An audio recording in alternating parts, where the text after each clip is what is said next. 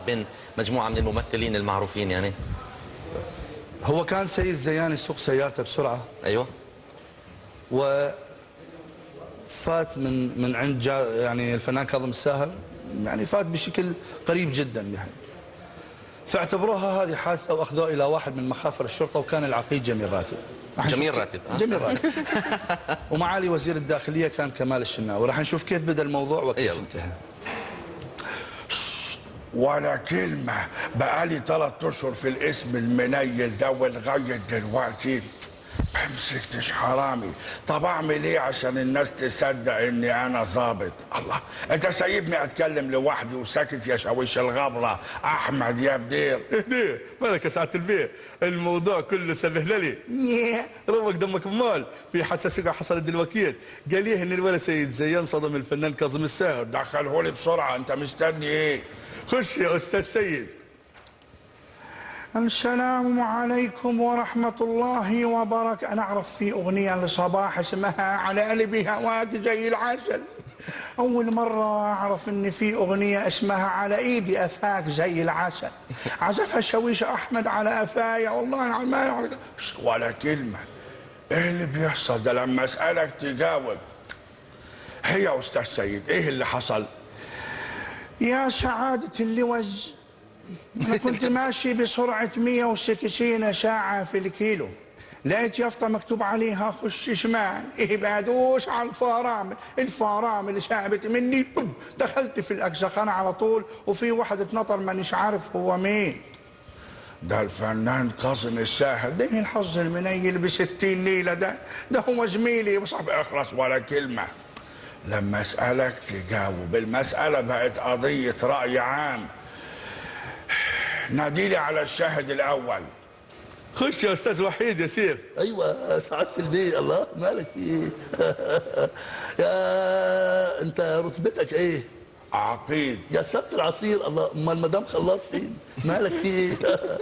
يا سيادة العقيد، أنا كنت ماشي كده وشاري كيلو فاكهة عشان أعمل كوكتيل. الولا ساب كيلو الفاكهه كله ودست على البرتقال يا سعاده البيه. برتقال ايه وتفاح ايه وكيوي ايه؟ طب مين كان معاك؟ كان معايا الفنان محمد نجم يا سعاده البيه. خش يا استاذ محمد. يا راجل ده انت قلبك ابيض من البفطه البيضاء. هي دي خلاص بقى.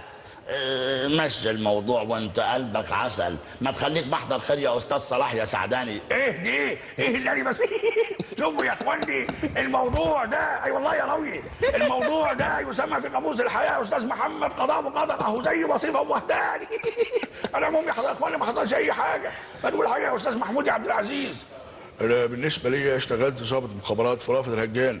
لا يمكن اني اسيب المخابرات عشان قضيه زي دي. ولا رايك ايه يا استاذ يوسف يا شعبان؟ المساله دي مساله خاصه ولا يمكن في يوم لهاب اني اتدخل فيها. الله مالك في ايه؟ ما تقول حاجه يا استاذ ايمن يا زيدان. لا شوف دي لك لا اله. خلاص مريها كرم على الوش. خلاص بقى شوف اللي انت وياه. استاذ يا ما عم تتصل بوزير الداخليه لاشوف حل على المصيبه هي. معاك حق يا استاذ ايمن. معالي وزير الداخليه صباح الخير يا فندم. يا سيدي صباح النور. انا بقول طالما ان المساله بين فنانين اتنين يبقى تحلوا المساله ودي وما فيش داعي للمشاكل. واذا كان عندك اي محامي خليه يعمل له محضر صلح. انا عندي محامي الفنان نجاح الموجي. رايك ايه يا استاذ نجاح؟ الله، انا جاي من السفر تعبان وماليش مزاج اتحرك، بس على العموم ما حصلش اي حاجه. رايك ايه يا ست نعيمه يا صغير؟ ربنا يخزيك يا شوشو. شوشو مين؟ الشيطان يا حبيب قلبي، ما هو اللي عمى عينك ورماك في الداهيه المنيله ب60 ليله دي. ولا رايك ايه يا استاذ عادل يا ادهم؟ انا بشرفي لو مسكته دلوقتي وعملت محضر صلح لكون ما خلص عليكم كلكم. الله، انا عايز استريح. ولا رايك ايه يا استاذ؟ جميل يا راتب، قصدي يا سياده العقيد. الرأي على الرحب والسعة. يبقى نشوف كاظم الساهر ونشوف رأيه ايه في الموضوع. اتفضل يا استاذ كاظم. أنا كنت بدي أمشي بكل رقة وإحساس. سمعت صوت، هذا الصوت أفزعني، خلاني أرم هناك، شعري تخربط، جاكيتي تمزق، حذائي ضاع. يا سيدي إذا كان على جوز الجزمة أجيب لك جوز خالتي مكانه، ما حصلش أي حاجة. خلاص خلاص، أنا لو فضلت هنا ربع ساعة عيالي حيشحتوا على الإشارة برا. حرام عليك. يبقى تكتب تعهد تقول فيه انك ما تسوقش اي عربيه اذا ما كانتش العربيه دي فول اوتوماتيك. يعني ايه فول اوتوماتيك؟ أخو الفول المدمس. مالها لك أنت؟ ما تقول حاجة يا أستاذ ناصر يا قصبي. اشبك انت. الكلام على العموم مش مشكله. بردوا اعصابكم يا جماعه. برات شاي والحلا برا. جميلة. جميل جدا، جميل. الله يخليك. طبعا يعني احنا حابين نسمع كتير، بس الله للاسف يخليك. الوقت مش ولا ضايل فيه يهمك، كتير. ولا يهمك. بس كمان قلت لي انه انت بتقلد مش بس اصوات عربيه وفنانين عرب وفنانين اجانب كمان، وهي يعني توازن صعب شويه. عندنا دقيقه اذا بتقدر تقلد لنا حدا. معنا تكون دقيقه. نقول الفنان شون كونري. شون كونري. اوكي. I thank you so much, Mr. Muhammad and Mrs. Rawia, for this invitation. And I hope so that you and all the people that see us on the TV, that will be spend a nice lifetime with us. Thank you very much. Thank you very much for this invitation.